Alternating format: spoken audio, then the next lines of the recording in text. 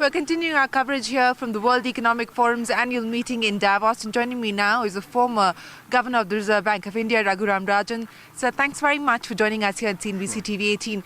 The mood here is one of caution and pessimism. If you look at the IMF forecast or you look at the PwC CEO survey, all seem to be pointing to downside risk to the global growth and global economy. What's your own take? Do you believe that the pessimism is overdone? Well, I don't think it's overdone. I mean, what we have is a still reasonable recovery, but with increasing risks. Of course, the biggest risk that people don't know about is what's happening in China. With the trade war going on, with the slowing because of earlier measures to tackle the financial sector problems, China is slowing quite fast. And of course, the Chinese numbers don't tell the entire picture. Now, we also know the world is very well integrated. So when China slows, German capital goods exports slow down. Germany is slowing, Europe is slowing. And of course, the US, after a very strong year last year, this year is going to slow to a more reasonable level. So given all this, I think there is a lot of uncertainty. And the uncertainty about policies is really killing. When you don't know whether there will be 25% tariffs or 0% tariffs, where do you invest? You can't invest here because the tariffs may come off. You can't invest there because the tariffs may stay on. So you can see that the geopolitical uncertainty is something that has business, somewhat paralyzed. Now, the upside is if these go off, if somehow China and the US reach some kind of deal. The problem, of course, is that this seems like a much bigger war between them than just about tariffs. It's about geopolitical supremacy. It's about military might and relative military might. So I don't know if just an announcement before March 1st will be enough to quell the mood and lift it. Certainly the central banks have stepped back and said, well, we were thinking of raising rates because growth was strong. Now the Federal Reserve is seeming much more tentative and saying we'll see how things go. So my guess is underlying strong growth still, not spectacular, but with a lot of risks. And now the central banks are stepping back from the process of raising interest rates and going to watch and see what happens. Since we're talking about central banks and you talked about how the Fed is probably going to slow the pace down on further hikes, the clamor in India is for a repo as well as a CRR cut. In fact, most bankers that we spoke to before I headed here to Davos said that you cannot have rates running at this level in India. The RBI and the MPC need to move. What's your own take? Well, I guess the broader question, I don't want to address the monetary policy question, leave that to the RBI to decide. But the broader question is India, does it have plenty of spare potential? And I think one of the worries is even at this level of growth, which, as you know, is not producing the jobs that people want, at this level of growth, we are seeing core inflation pretty strong, above 5%. So the worry is that we talk about there being the potential to grow much faster, but does it really exist? Do we have the capacity to grow, especially given that this budget is probably going to be a more expansionary budget than the ones we have seen? What are you expecting? I have no information more than you have. I mean, there is talk of some kind of an agricultural package. We have to see what form it takes, whether it substitutes for existing packages or adds on to existing packages. And presumably there will be some election year benefits for people. I don't know what it will look like. My worry is that our fiscal consolidation, as the CAG has reported, there is a lot off balance sheet, which... But that's not new. It's not new, but the question is, what is the relative scale? And one would love to see a full accounting of how much has been pushed into our public sector units to borrow rather than the government borrowing. FCI is now borrowing. There are lots of places where now we have fiscal expansion, which perhaps is different. Now, what one really needs to do is a full-scale accounting, both for how much we are actually spending now, but also the liabilities we have created for the future. Because, things like this very much needed health insurance program, Yeah. but also the liabilities we will be taking up if we have a new scheme for agriculture. These are things we need to add up and say, well, we can't roll them back. Can the government afford them, not just this year, but when they're fully rolled out, and depending on the state of the economy, they may or may not be affordable. You know, if there is a direct benefit transfer scheme that is announced for the agriculture sector, and we don't know the quantum, the assumption is that perhaps a pilot for small and marginal farmers, that will be the first installment. If that were to be the case, and it's not the 2.5 lakh crore rupees that would be required for a full-scale rollout, if it's between 60 to 70,000 crore rupees, is that something that you believe that the markets will understand? Well, anything that is contained and that still meets the fiscal target, because the government has been very strong in saying we will meet the fiscal target, is something that probably the market will take in its stride, especially given that it expects this is election year, there will be a different budget than the ones it has seen so far. For the country itself, any of these schemes, we have to look at the longer-term consequences. Is the pilot inevitably going to mean a full-scale rollout? Yeah. If it's a full-scale rollout, what is the magnitude? And two, does it add to schemes or do we substitute for schemes? That's important, because we say we need this because existing schemes are not working, are creating distortions. Well, then we should do away with the existing schemes. What's the process by which this is rolled out and the existing schemes rolled back? That's something to think about. Well, you know, since we're talking about processes, the Economic Capital Framework Committee met already, and it's meeting for the second time on the 24th to discuss the issue, the controversial issue of the RBI's capital reserves. Now, you know, the former RBI Deputy Governor R. Gandhi has been quoted as saying that Raghuram Rajan had put forward a formula on the use of capital reserves, but that was not accepted by the government. What was this formula that you had shared with the government which was not accepted? No, I'm not sure that there was a formula. There was a process by which we account for capital, which was actually one of the most modern processes, looking at value at risk and how much could be afforded, and what we could therefore transfer to the government. And I think this is something other central banks have picked up. We were asked to make presentations elsewhere. It is something that offers a basis for discussion going forward, and it's something we should think about.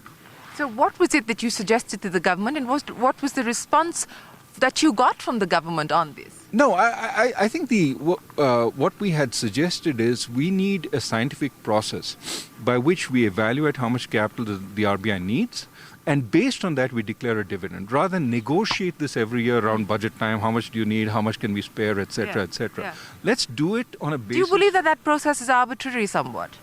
Well, by its very nature, it's arbitrary, because it's based on what the needs of the government are, rather than what the RBI needs in terms of maintaining its balance sheet strength and so on. So I would start first by saying, here is how much the RBI needs to present a picture of health, because we need a strong central bank. And then anything that is excess should be paid over to the government. It is the government's. The RBI has no call to keep anything that is over and above that. The magic question, of course, is what how is much that number? Yeah. What is that number? And for that, having an objective process of deciding how much that is what Mr. Gandhi was probably referring to. We had a team within the RBI do the calculations, prepare the structure. This splendid young team, which essentially read the latest literature and put it together. And the question is that the basis for proceeding forward? It is state of the art in determining how much capital the RBI needs. So was that taken forward at all in any form or fashion by the government in your conversations with them? I think we had a discussion then.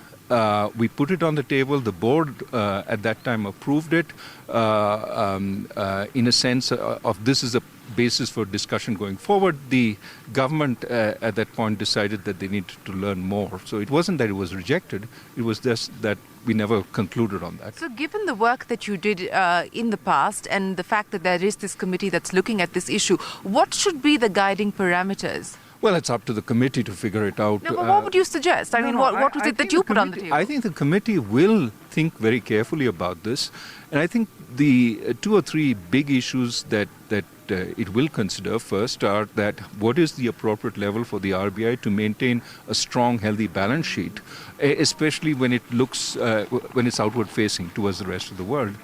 The second issue is, okay, once you've decided this is a quantum that is excess, how do we actually pay it out? Because there's an accounting issue in whether you can pay out things that are not generated through profits, but that are generated through, for example, foreign exchange depreciation. And that accounting issue has to be dealt with because that is a constraint.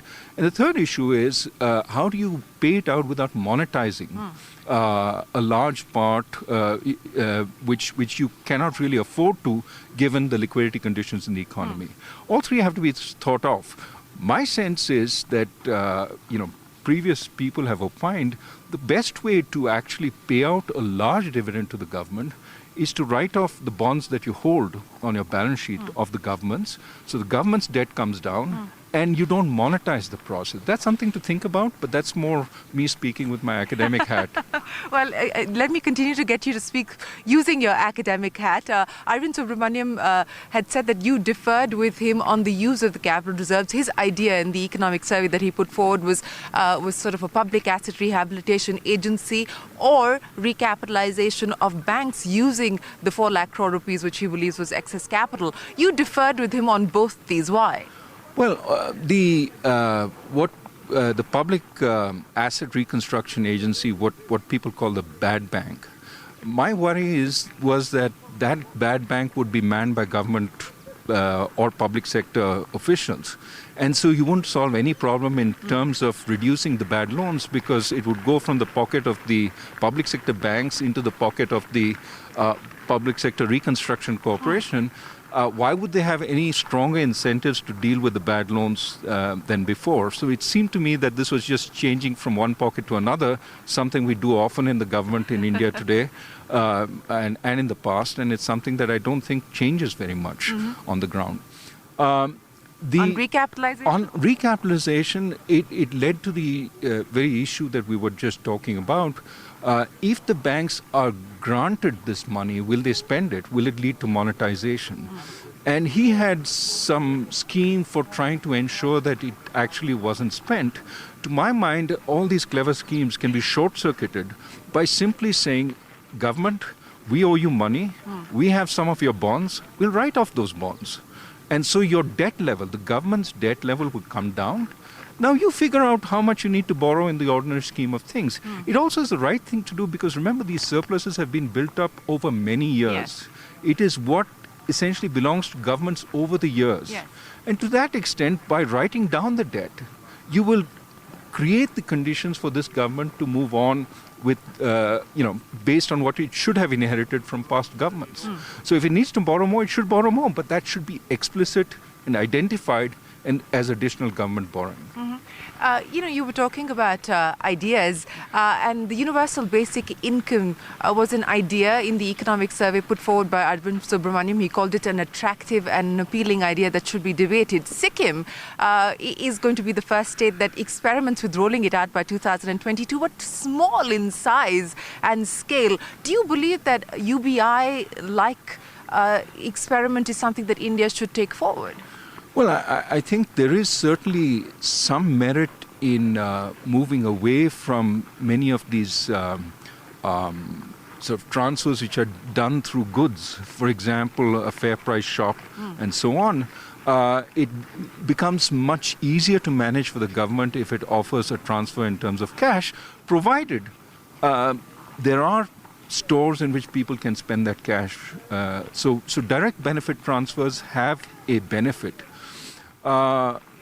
In the agricultural sector, there might be some benefit to making direct benefit transfers to farmers rather than, for example, this elaborate apparatus of, minimum support prices, food price procurement that takes place haphazardly across the country and that sometimes distort the kind of planting decisions the farmers make. So I think there are some places where it could be thought of.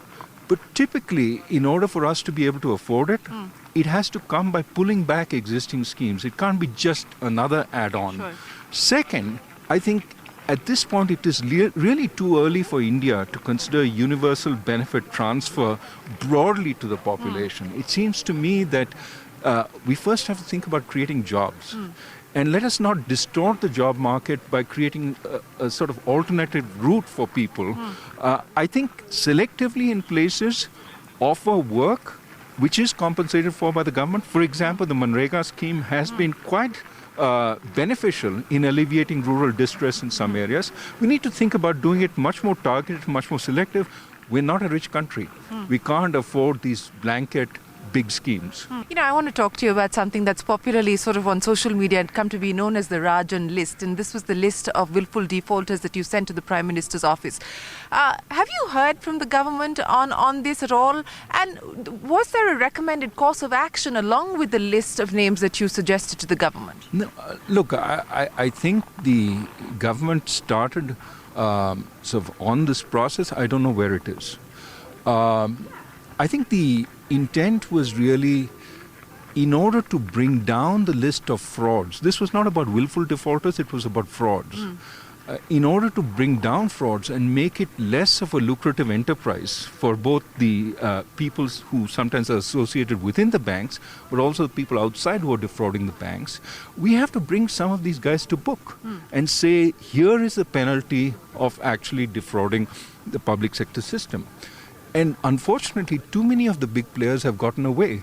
And, we spend years in litigation. Were those who have gotten away part of the list? I think it was a broad list in terms of value. Here are the biggest frauds. And it would be useful for us to proceed against these people and essentially bring them to book. Do you think that anything has changed materially to ensure that we don't see this happen again? Well, I do think... Because the RBI data doesn't seem to suggest so.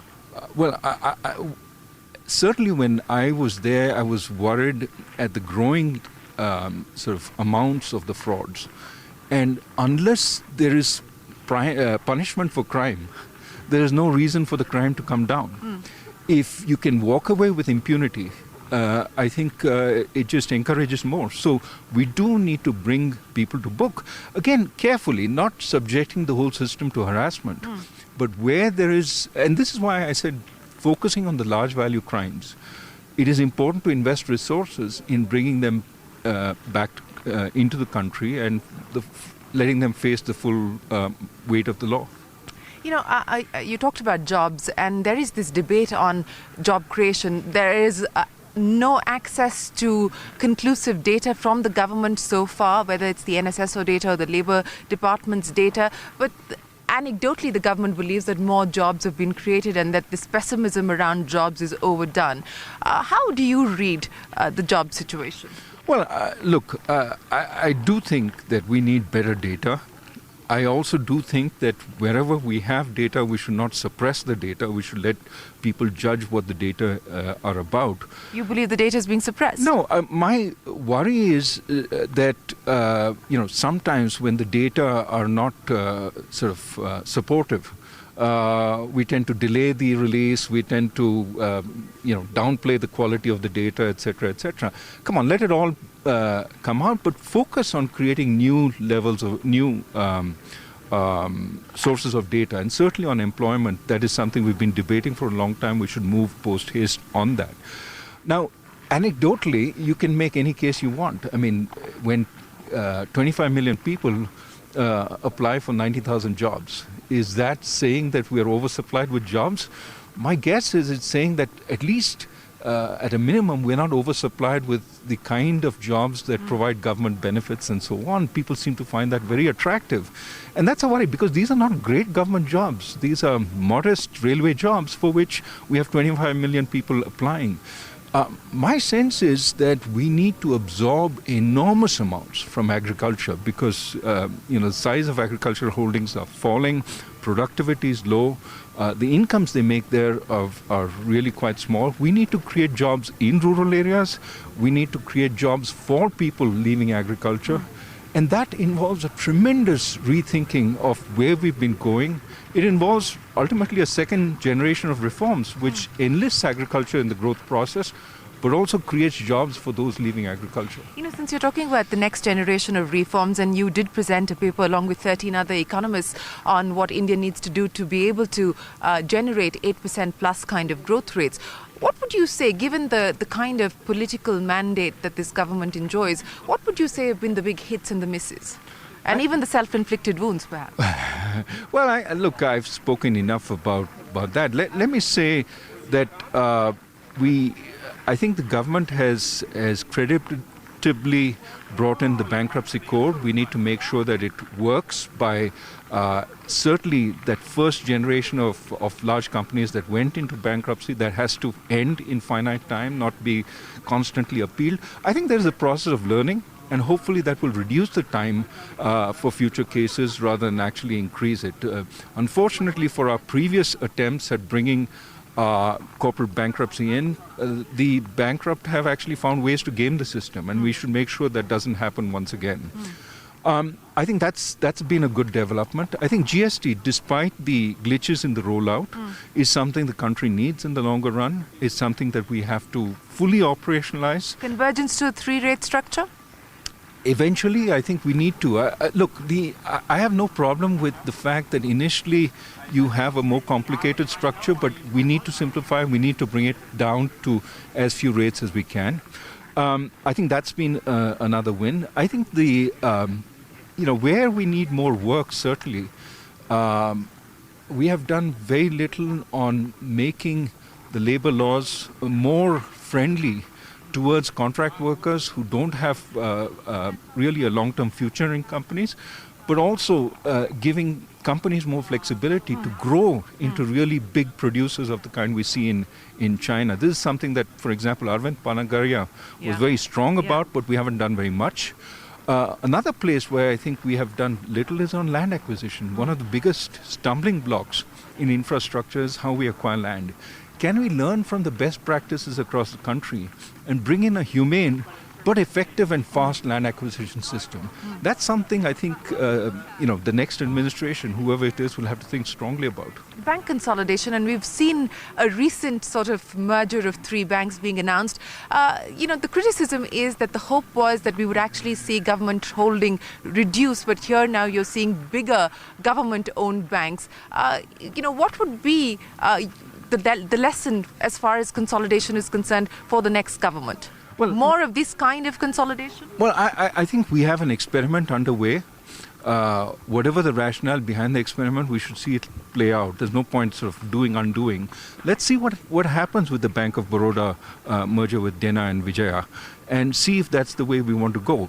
I would also say it's time that we also experimented with, perhaps letting one of these banks loose on the private sector, becoming a private sector bank. IDBI was a bank that was considered for that. It was a budget commitment. Well, let's. And now you've got LIC. It's something to think about. Can we clean up IDBI, and then, or simultaneously, let it go into the private sector, or largely private? The big issue that we have to solve in all these cases is how do we create a governance structure that works. We've seen that there are deficiencies in the public sector bank governance structure. There are also deficiencies in the private bank governance structure. So how do we create a governance structure that is more independent from the government, but actually runs the bank in an effective way? That's something to think about.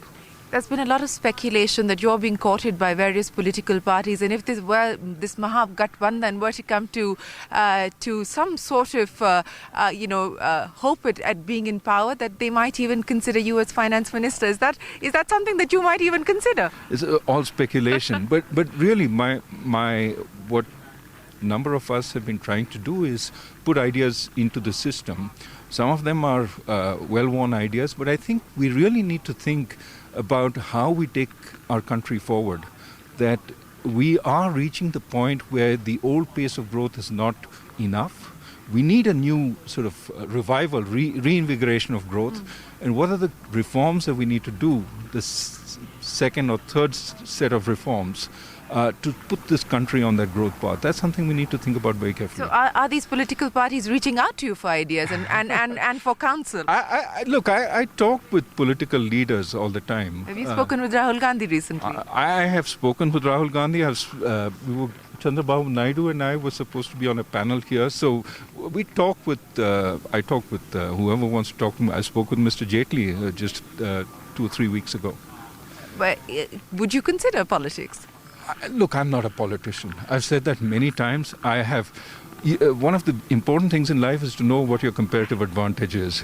I'm a technocrat, I'm an academic. Those are the two areas which I know about. And if you were called back to a position in India? A hypothetical question. I don't answer that, but I really want us to think very carefully about what the next set of reforms need to be to take us forward. And the biggest one that you would want to focus on? Well, look, I think I've always said there's no magic bullet, that we have to do a whole bunch of things. And so some of the things we talked about, how do we improve the land acquisition process? How do we have a taxation system that generates adequate revenues? We have some new schemes, how do we work them out to make sure that the revenue collection is appropriate? Those are all things we need to think about. Raghuram, Rajan, always a pleasure. Appreciate you joining us here in Davos. Thanks very much for your time. Thank you. Well, with that, it is time for us to hand it back to you. That was the former RBI Governor Raghuram Rajan in conversation with us here in Davos.